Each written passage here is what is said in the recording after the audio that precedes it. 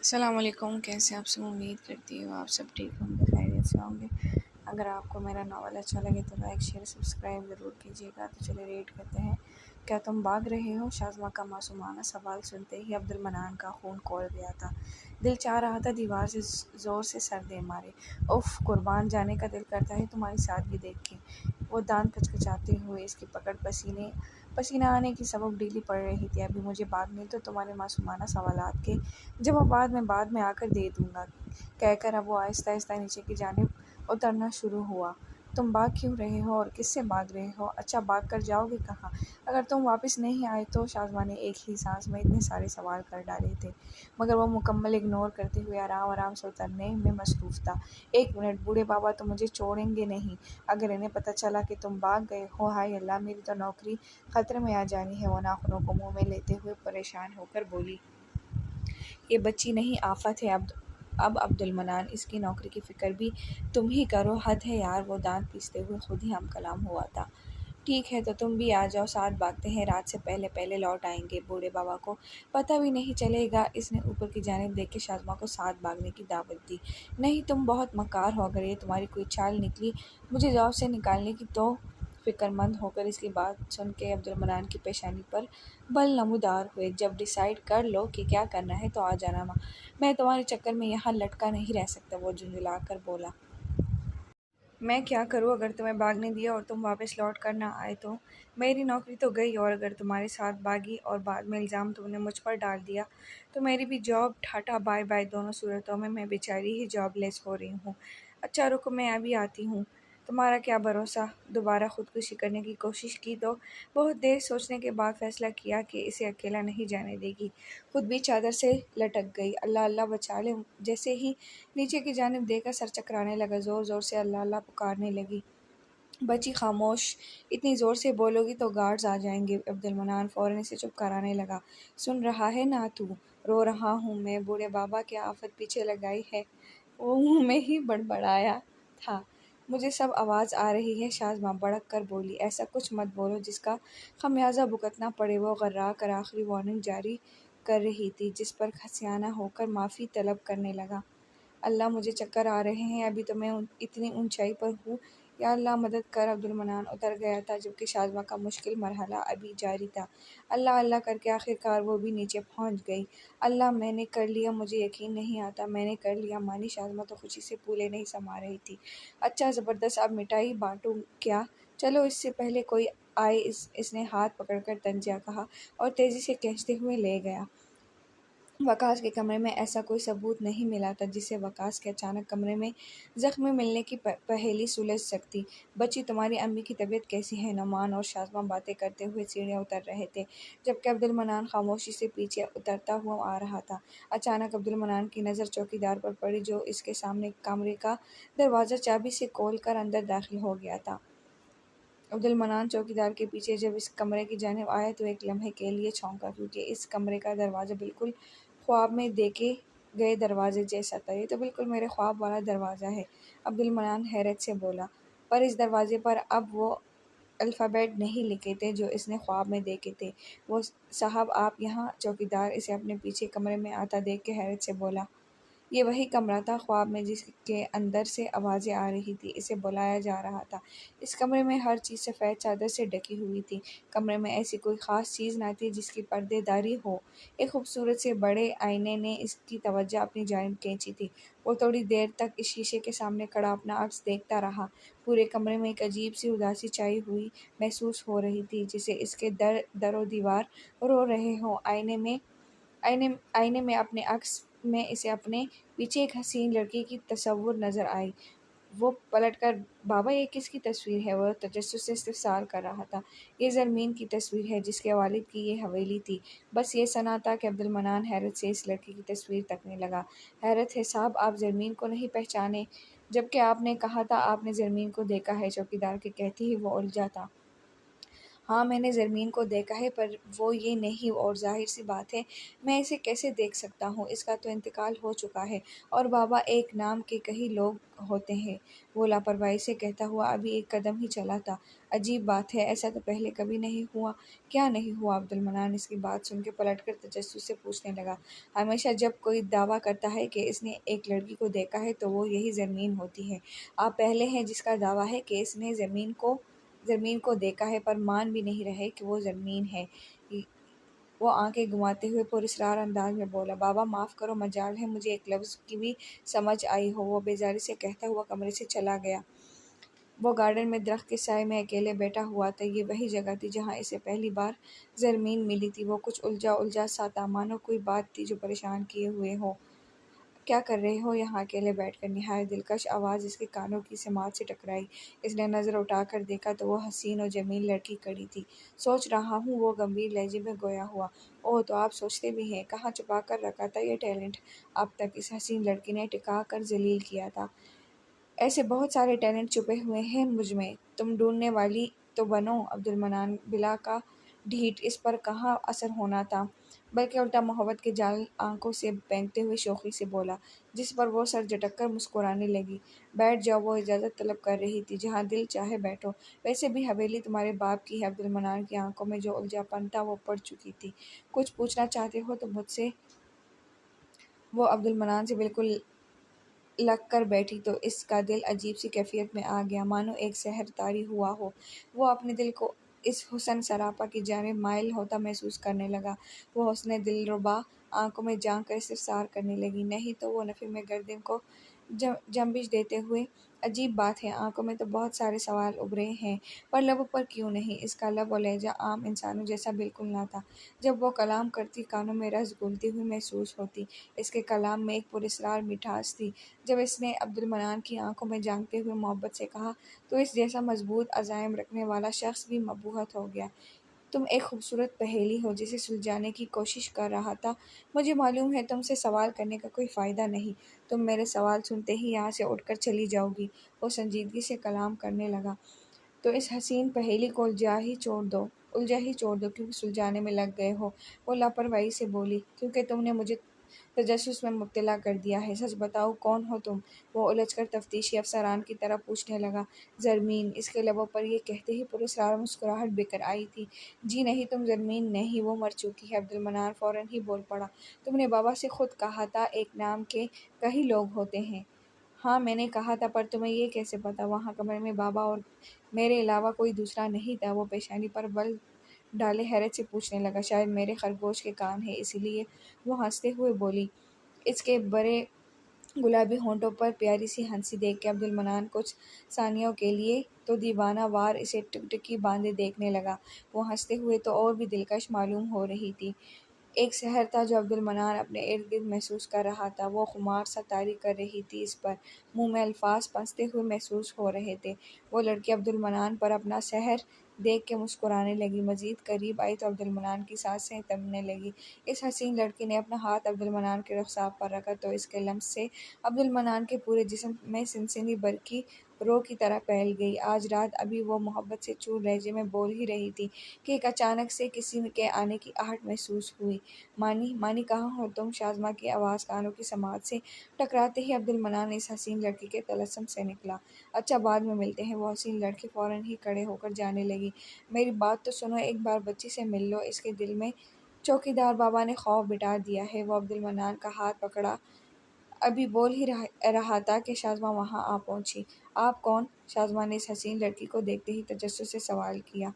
اس لڑکی کا حسن اس قدر قیامت خیز تھا کہ شازمہ لڑکی ہونے کے باوجود اسے ٹکٹکی باندھے دیکھنے لگی۔ میں زرمین، اس دلربا کے حسین ہونٹوں کو جنبش ہوئی اور الفاظ یوں ترتیب پائے، کیا زرمین؟ وہ شازمہ کی اوپر کی سانس اوپر اور نیچے کی نیچے رہ گئی، پورا جسم خوف سے لرز اٹھا۔ وہ برق کی پھرتی سے عبدالمنان کی کمر کے پیچھے آ کر اس کے دونوں بازو مضبوطی سے پکڑ کر پنسے پنسے لفظ ادا کرنے لگی۔ تم مجھ سے اتنا کیوں ڈر رہی ہو؟ اس لڑکی کے چہرے پر مسکراہٹ بکھر آئی تھی۔ شازمہ کو خود سے خوفزدہ ہوتا دیکھ کے، میں زرمین ہوں، کوئی چڑیل توڑی؟ وہ لبوں پر تبسم سجائے بے تکلف انداز میں گویا ہوئی۔ شازمہ نے مارے خوف و دہشت کے اپنی دونوں آنکھیں زور سے مینچ لیں۔ تھی، مانی مجھے بچاؤ، پلیز مجھے بچاؤ، میں مرنا نہیں چاہتی، ابھی تو میری منگنی بھی نہیں ہوئی ہے۔ اس نے اپنی روشن پیشانی عبدالمنان کی کمر پر لگا کر بلک کر کہا، جسے سنتے ہی عبدالمنان نے اپنی پیشانی پر زور سے ہاتھ دے مارا، جبکہ شازمہ کی معصومیت دیکھ کے اس حسین لڑکی کے چہرے پر تبسم بکھر آئی تھی۔ اف بچی، کیوں میری ناک کٹوانے پر تلی رہتی ہو؟ وہ دانت پیستے ہوئے بولا۔ بچی، میں تمہیں بلا کیوں مارنے لگی؟ کیا تم نے کچھ غلط کیا ہے؟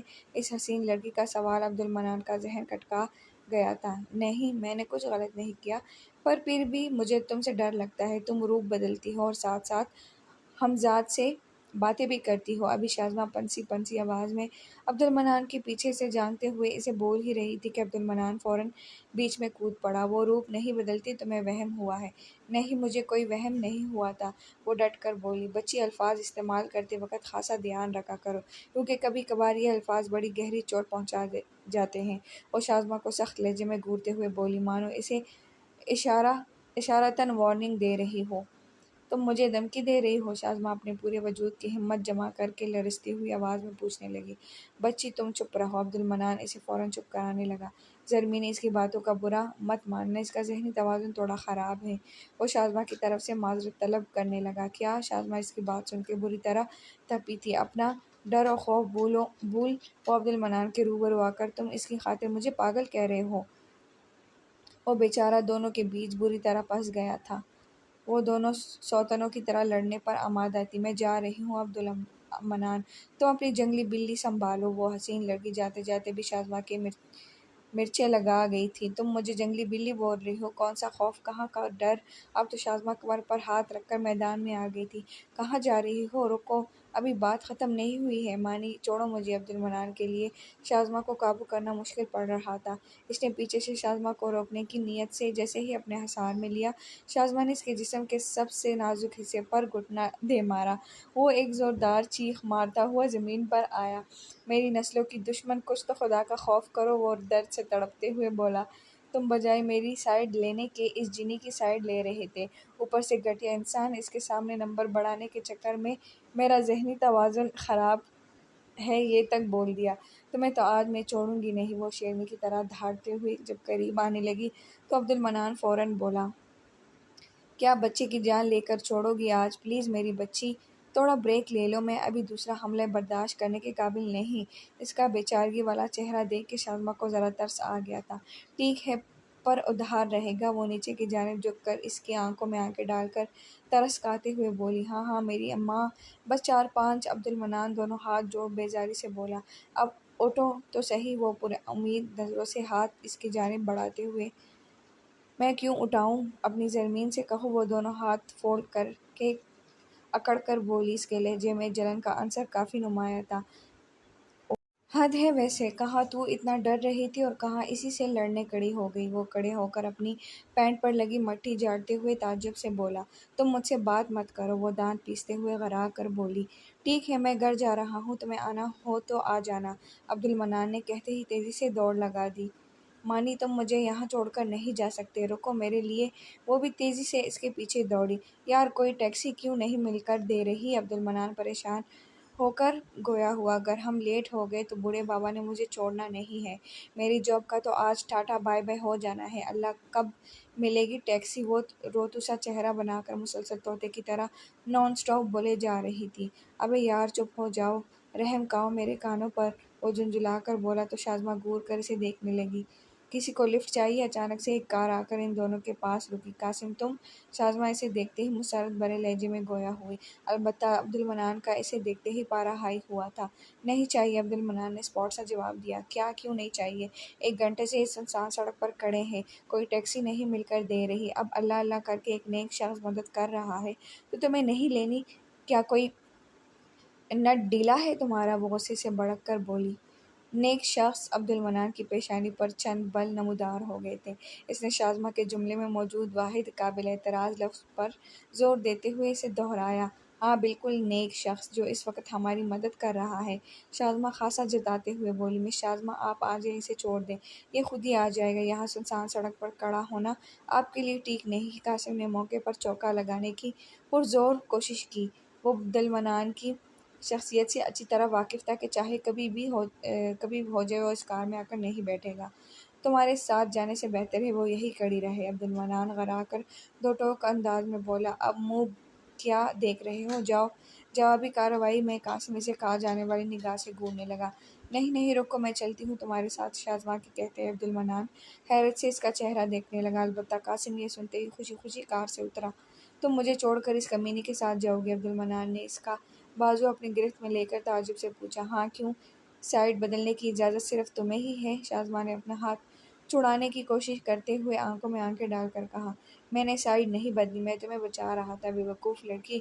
وہ غصے سے شازمہ کے بازو پر پکڑ مزید مضبوط کرتے ہوئے بولا، تم نے مجھے پھر بے وقوف کہا۔ اب تو میں ایک منٹ یہاں نہیں رکوں گی تمہارے پاس۔ وہ بری طرح جل کر اپنی پوری طاقت سے ہاتھ چھڑانے کی کوشش کرنے لگی۔ تم کہیں نہیں جا رہی ڈارلنگ، عبدالمنان اپنی جانب کھینچتے ہوئے بولا۔ اگلے لمحے وہ اس کے کشادہ سینے سے آ لگی تھی۔ تم کیا کھڑے ہو کر ہمیں گھور رہے ہو؟ جاؤ۔ قاسم کار کا دروازہ کھولے کھڑا ہو گیا تھا۔ عبدالمنان نے اسے حکمانہ انداز میں کہا، تم ایک لڑکی کے ساتھ زبردستی نہیں کر سکتے۔ قاسم اسے شازمہ کے ساتھ زبردستی کرتا دیکھ کے غصے سے بھیپر ہو کر بولا، میری منگیتر ہے، جو دل چاہے کروں، تجھے کیا، تو اپنا راستہ ناپ۔ عبدالمنان نے سخت لہجے میں جوابی کارروائی کی، مانی چھوڑو مجھے، کیا بدتمیزی ہے، چھوڑو ورنہ میں تمہارا منہ توڑ دوں گی۔ عبدالمنان مضبوطی سے اس کی نازک کمر کو ایک ہاتھ سے حصار میں جکڑے ہوئے کھڑا تھا۔ وہ نازک سی گڑیا مسلسل کوشش کر رہی تھی خود کو اس ستم گر سے آزاد کرانے کی، پر اس کی پکڑ کے آگے شازمہ کی ہر کوشش ناکام تھی۔ تمہاری منگیتر؟ قاسم بے یقینی سے، ہاں میری منگیتر، اب جا۔ عبدالمنان غراتے ہوئے اعلانیہ بولا، میں تمہیں آج زندہ نہیں چھوڑوں گی۔ شازمہ کا پارا اب آسمانوں سے باتیں کر رہا تھا۔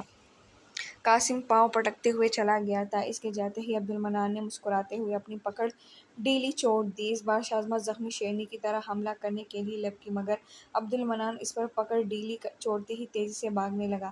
مانی کے بچے، بھاگ کہاں رہے ہو، ڈرپوک کہیں کے! شازمہ نے اپنی سینڈل اتار کر اس پر پے در پہ وار کیے تھے۔ وہ بڑی پھرتی کا مظاہرہ کرتے ہوئے پہلی کو تو ڈچ کر گیا، جبکہ دوسری والی سینڈل بس منہ کا بوسہ لینے ہی لگی تھی کہ وہ برق کی تیزی سے نیچے کی جانب جھکا۔ مجھے نفرت ہے تم سے، وہ دانت کچکچاتے ہوئے کہہ کر پاس ہی موجود ایک بینچ پر منہ لٹکائے بیٹھ گئی تھی۔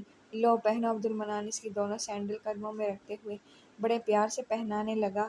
تم زہر لگ رہے ہو، وہ غراتے ہوئے، تو تم مجھے کون سا شہد لگتی ہو، پہن لو ورنہ پاؤں میں کچھ چبھ جائے گا۔ وہ واقف تھا کہ ٹھیک ٹھاک تپا چکا ہے اس لیے اب محبت سے مرہم لگانے لگا۔ میں خود پہن لوں گی، دو مجھے۔ وہ اس کے ہاتھ سے سینڈل لینے کی کوشش کرنے لگی۔ سوری، مجھے پتہ ہے میں نے اپنی حد پار کی ہے، پر میں دونوں بار تمہیں ہی بچا رہا تھا۔ وہ سینڈل بڑے پیار سے پہناتے ہوئے گویا ہوا، مجھے کیسے؟